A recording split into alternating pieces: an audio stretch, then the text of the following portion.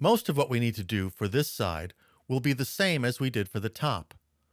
Rather than creating new toolpaths for this side of the part, we will use our existing proven toolpaths.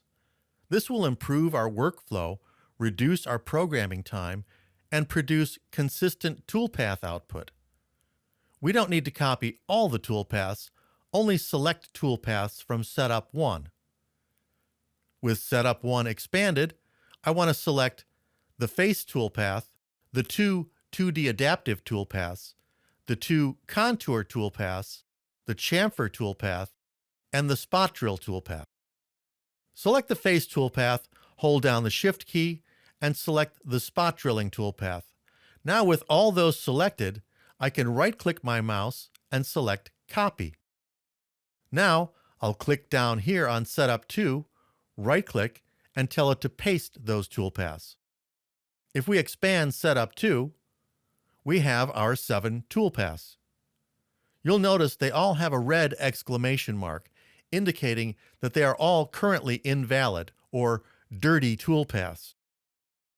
Let's click on the face milling toolpath, and then click on it one more time. This allows us to rename the operation. Change it to say face bottom and press Enter.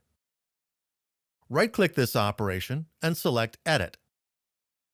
We will be using the same tool, so there's nothing to change here. Let's go to the Geometry tab.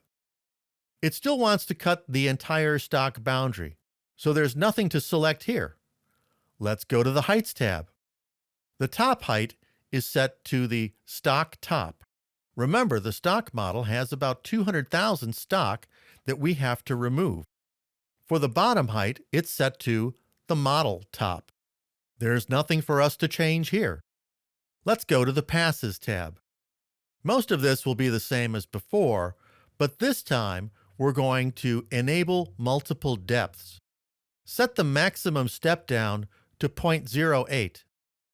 Enable Finishing Step and set the finishing step down to 0.03.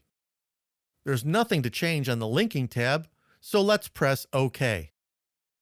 Looks like we have 3 roughing passes and 1 finish pass to remove all that stock.